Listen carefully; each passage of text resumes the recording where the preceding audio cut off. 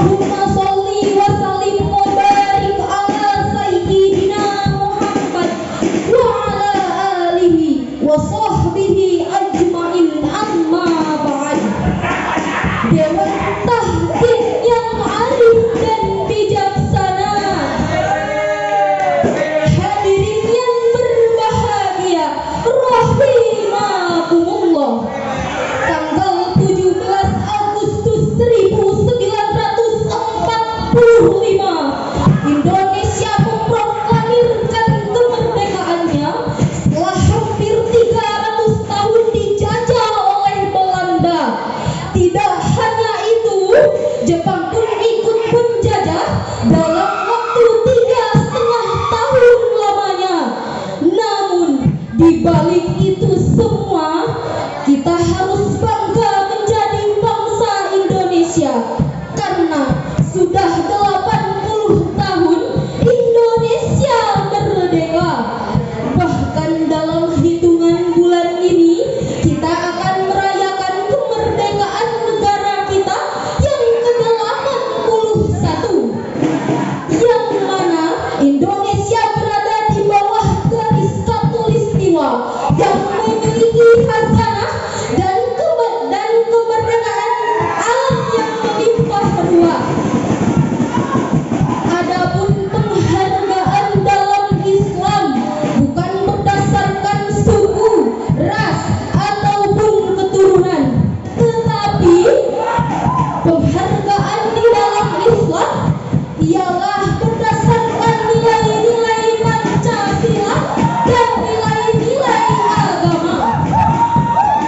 Atas dasar inilah tergugahlah kami bertiga untuk menyampaikan sarahan Al-Quran dengan judul Harmonisasi Nilai-Nilai Pancasila dengan Nilai-Nilai Agama. Sebagaimana Allah berfirman di dalam surah Al-Hujurat ayat 13 yang akan dilantunkan oleh rekan saya.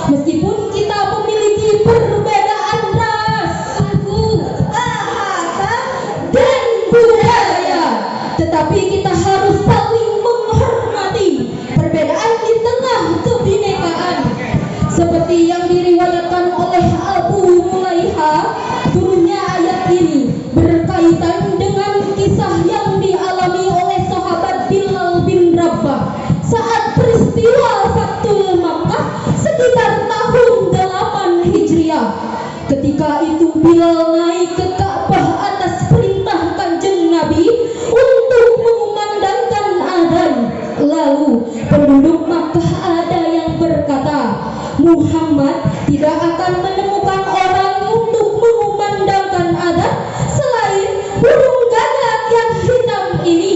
Maka turunlah ayat ini dengan menegaskan bahwasanya manusia tidak boleh saling menghina, apalagi menganggap dirinya lebih baik daripada orang lain. Dan diriwayatkan di dalam kitab Asbabun Nuzul yang diriwayatkan oleh Imam Al-Wahidi An-Naisaburi, ayat ini merupakan landasan yang sangat strategis untuk membangun ukhuwah watoniyah sebagai pilar persatuan dan kesatuan bangsa di dalam nilai Pancasila. Dan langkah yang harus kita ambil adalah kita harus saling mengenal, bukan saling menutup diri, bukan saling melecehkan, bukan saling menghina, membanggakan kelompok, adat istiadat maupun daerah masing-masing. Karena ingatlah, kemuliaan di sisi Allah bukan berdasarkan ras ataupun bangsa, tetapi kemuliaan di sisi Allah ialah ketakwaan dengan memegang nilai-nilai agama. Jika tekad dan keyakinan membangun bangsa sudah tertancap kokoh di dalam jiwa kita, walaupun kita berbeda-beda dalam urusan beragama, bukan menjadi satu halangan untuk kita bersatu, karena kita Bhinneka Tunggal Ika. Kemudian yang perlu digarisbawahi adalah bertoleransi.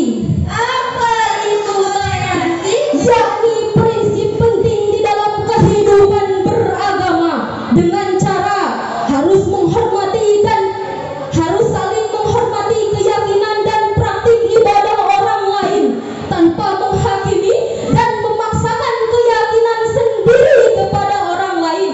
Bukan berarti bebas meyakini dan memperbolehkan semua hal, atau sebaliknya menganggap semua hal tidak baik dan tidak diperbolehkan.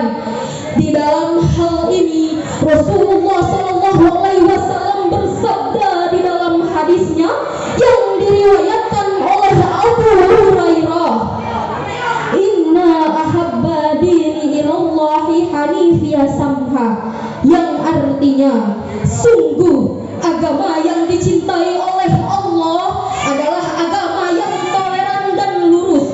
Konteks hadis tersebut, agama yang lurus dan toleran adalah pola hidup agamis yang tidak berlebihan dan tidak menimbulkan dan tidak menafikan aspek-aspek manusiawi secara umum. Hadirin rahimakumullah.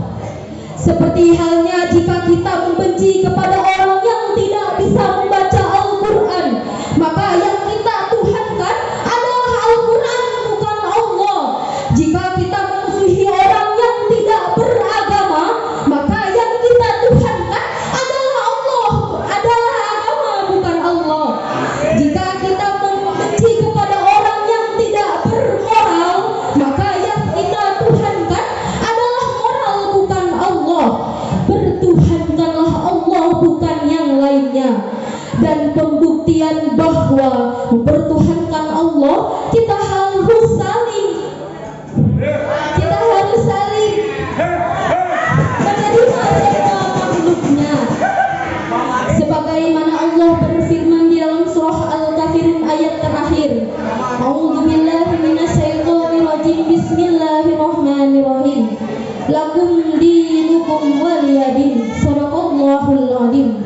Untukmu agamamu dan untukkulah agamaku. Hadirin rahimakumullah. Makna dan kandungan dari ayat tersebut adalah kebebasan beragama, tidak ada paksaan, batasan keyakinan, dan sikap toleransi.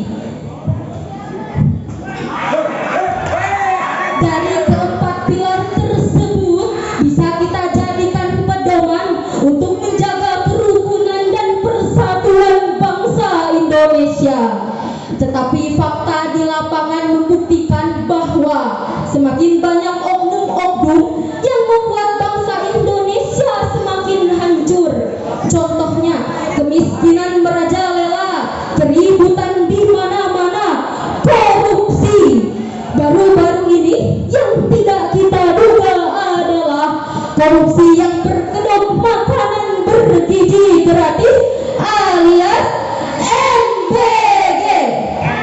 Maka kita sebagai warga Indonesia tidak boleh tinggal diam ketika melihat negara kita hancur oleh orang yang haus akan kekuasaan. Oleh karena itu, marilah kita bersatu dan jaga negeri ini dari yang namanya perpecahan antar umat. Hubbul watan minal iman. Cinta tanah air adalah sebagian dari iman.